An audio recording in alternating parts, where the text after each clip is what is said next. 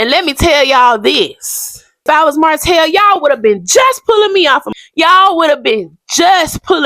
Marsau, but sitting there telling me, well, I'm not your friend. You can forget that. What's up, y'all? What's up? I just want y'all to know school has started back since the last time I'm seeing y'all, okay? So if you hear all that, that's what it is. It's called back to school virus. Hey honeys, welcome back to my channel, and if you're new, welcome. What took you so long? I'm back, and one of the new segments here on my channel is gonna be reviews. Love and Marriage Huntsville. That's what we're reviewing. I am a fan of everyone in their own respective places except for a few people. Say hi, everybody. Hey, everybody. Tell them the exciting news about this week. Say my birthday is this week. My birthday this week. Yes. Yes. Happy birthday to me. Happy birthday to me. Yes. All right. Today's video is going to be a review or a recap of the latest episode of Love and Marriage Huntsville. As we all know, Love and Marriage Huntsville is not new to us. There's a new... I would like to say that we're seeing new storylines now that Melody Cherie has moved on. And I would like to just take right now to give her a round of applause for just knowing when to leave, for knowing when to walk away, and gotta know when to walk away. And that's a lot of our problems, amen, holding on to things because of time, history, drama. Lord, just stop. But anyway, the show opens up with the guys. The guys are at, where are they? Because it looked like a little hole in the wall. I saw a projector on the screen, looked like a lounge or something. So they had some kind of lounge maybe. Quite a few of them there, I believe, is Ken, his friend Will, Marsau, Maurice, Fletcher. Why do we call him Fletcher like his name ain't Chris? I still ain't caught on to that, but you got him. And you have Lance and Martell. And honestly, y'all, for the men, I think this is a great cast of men. Like, if it was a show where we were only going to be watching the men, I would probably watch it. Just because, honestly, to be quite real with you. So as a male cast, I like the cast. As far as the men, they all have a different personality that speaks for itself. And even with like the conversation and things that were going on at the table, I liked it. Okay, so the scene comes in. It's Marsau coming in. All the guys are together already. Marsau's coming in. He speaks to Martell. And one thing about it, y'all ain't gonna like this, but Marsau is one of my favorites. I'm gonna just tell y'all the truth. Marsau is one of my favorites because he has quite the poker face. He got a mean poker face as it relates to him and Martell. We don't know what he thinks about Martell.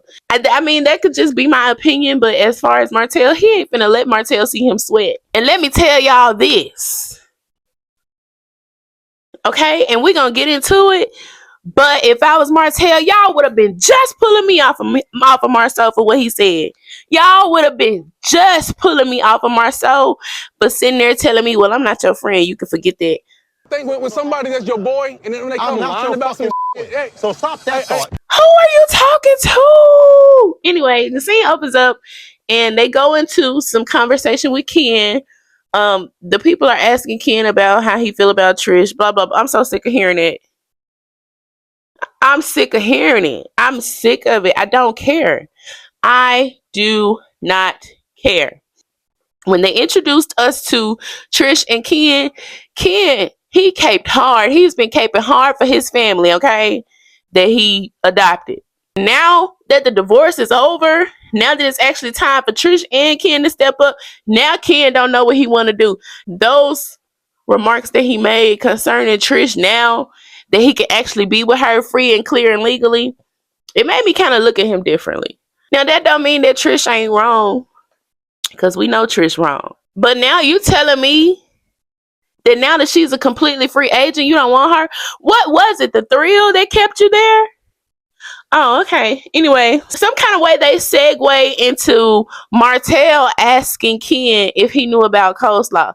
Baby, I gotta remember I'm representing Christ. I can't say everything I want to say. Ken is like, no, hun. If I did, I would tell you because I'm bigger than you and I beat you up, Martell, period. He didn't say that at all. I'm acting like my girl Jada on the rocks. But that's what it seemed like he said. He said no. But then he asked Will, and Will is like, well, my baby mama know her, or something like that. And Will is funny, y'all. I think he's a great addition to the cast, too. I don't know if he's officially a friend of the show, but I like Will. He even threw a joke in there. That's like some good get back, too. That's what Martell get. He said, I ain't gonna lie, I actually know your baby mama.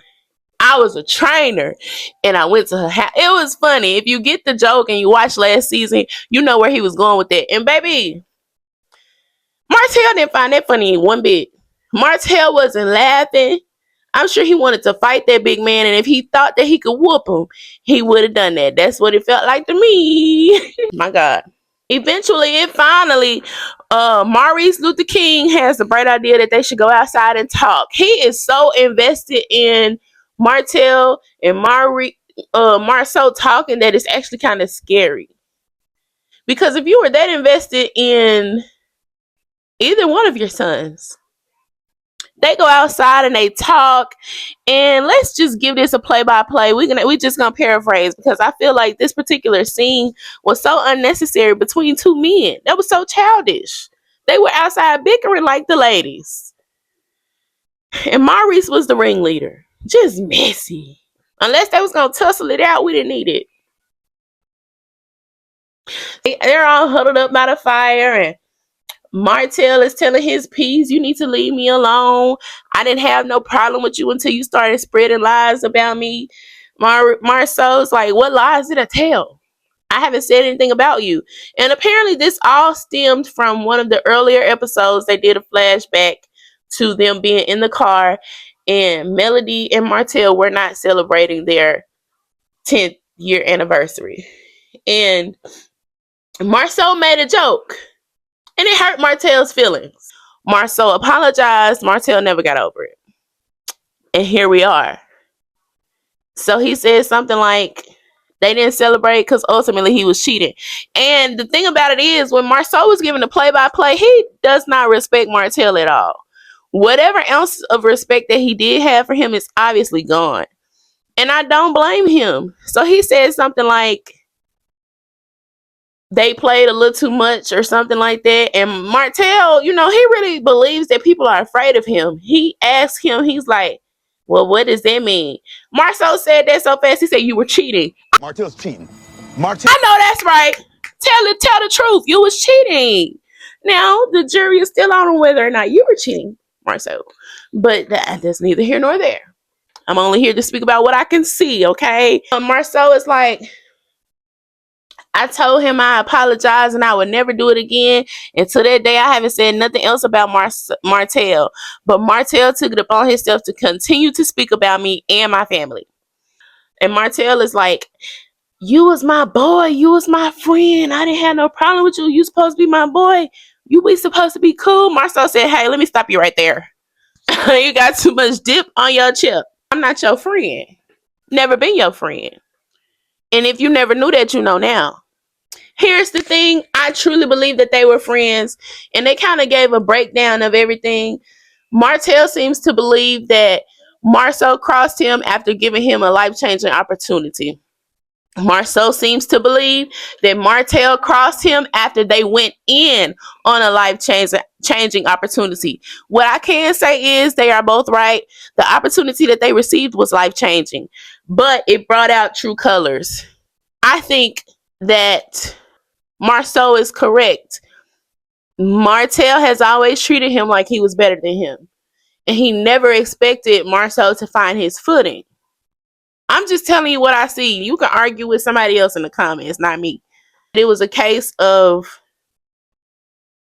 getting with the underdog, and the underdog had to come up and you couldn't take it. You get what I'm saying? I think that Martell was okay with Marsau as long as Marsau didn't supersede him in any way, shape, or form.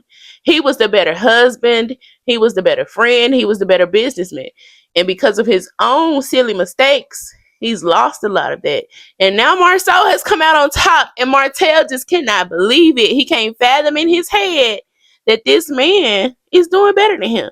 And he may not even be doing better than him. It is amazing how true colors come out when you start to win. I can't tell you how many people I've been connected to with that same Martell mindset. And even Marsau mindset. Don't go into business with your friends. Anyway, wrap that scene up and whatever. And then we move on to Lance and Destiny. Not really gonna go too far into that either because Lance don't want Destiny. Guess what? Destiny don't want Lance. And I think that they are both able to use one another as a storyline to stay on the show. But are they truly interested in one another? It does not give that. And she ain't mad about no baby. And she was arguing with Sonny over Moses just for her to be dating Lance the whole time, and Lance turned around and had a baby on her. She can't win. Destiny can't get up for nothing. Let's just see you be a mama at this point. Let's just see you be a mom. I will say I enjoy seeing softer, more vulnerable sides of Destiny. She may not enjoy that. That may come off as weak to her, but the conversation that she has with Miss Nell later on is why I said that. But anyway, so they talk and the conversation is generally pleasant. Like there's no problem. She even lets him know, hey, yo brother cute and I might get on that. He was okay. He gave a blessing. Now this nigga, ooh, sorry. He went to his mama. He done had a good conversation with Destiny, but he decides to go on over there to his mama. That at some point you got to get out your grown child business. Involving your mother in this particular setup is messy. And I don't even know if it's completely Lance's fault. So they're discussing Destiny. It's Nell, Lance, and the son and the godson, who is fine. That's neither here nor there, but he's so fine. Lord have mercy, that's a fine man. Destiny. Yeah. And so Nell is like, this is crazy. And you know what? Nell has this false sense of something. I don't know what to call it, but the way that she can circle everything back around and make it about her is scary. I know some people like that. He goes on to say, well, what's wrong with her? And she dating you and then trying to date my son, my godson. Is she doing that to get back at me? This ain't about you now. Who your son dates is not about you. And then she even goes on to say, so Lance says, me and Destiny haven't even been involved. I don't believe it. I don't believe. Why are you worried about it? I cannot imagine myself being that invested into my son's sex life. I know who I am and who his daddy is. I don't want to know. That's enough for me. That's enough.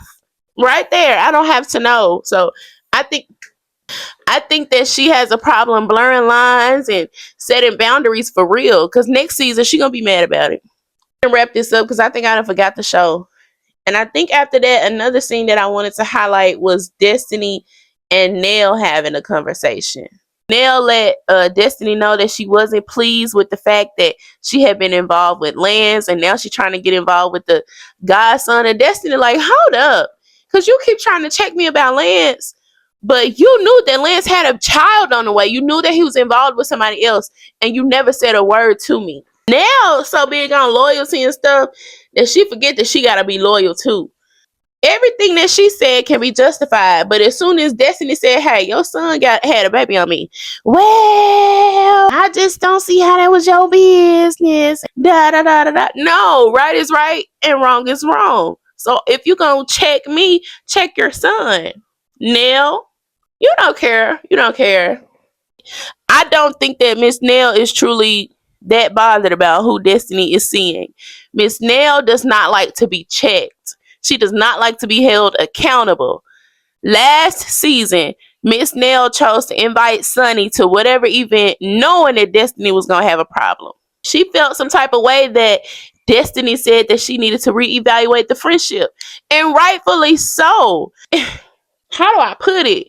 You just can't do that. You can't be cool with me and my op at the same time. You just can't. And then you can, but don't be mad at me when I decide to back up from you. You ultimately, here's what happened. Destiny, she tells her, look, Miss Nell, I'm going to just tell you the truth. when you chose Sunny over me and when you moved the way you did, you hurt my feelings. That was a moment that I could appreciate from Destiny because I truly believe that she was telling the truth. And if she wasn't telling the truth, oh well. I enjoyed her just being honest with Miss Nell and saying, hey girl, look, Mama Nell, you done hurt my feelings, girl. And so what we gonna do about it? I don't think that I ever heard Nell apologize. Did y'all? That's all I got for this episode, Love and Marriage Huntsville. Let me know down below what you thought of the episode. If there's any moments that I forgot that you may want me to speak on, that you may want to get down in the comments and chat about, let me know. Also, let me know who is your fan favorite right now. My fan favorite is Marsau. Okay? I really love Marsau this season. For him to be the only one who seemed like he got common sense on the show, you know that it's gonna. As always, I love y'all so much. Thank you so much for being here. Thank you for supporting. Let me know what other shows you may want me to review. I'm gonna let you know right now. I'm not reviewing Love and Hip Hop. Not reviewing Baddies. Not reviewing Baddies either. I won't be doing either of those. Too ratchet for me. I think I'm gonna also be doing Hard and Hustle, so we'll see. Anyway, thank y'all so much. Comment down below. Don't forget to give this video a thumbs up and hype me up, girl. YouTube is changing, but thank y'all so much for your new subscribers. And check out my shorts because I post there every single day. Love y'all. Bye.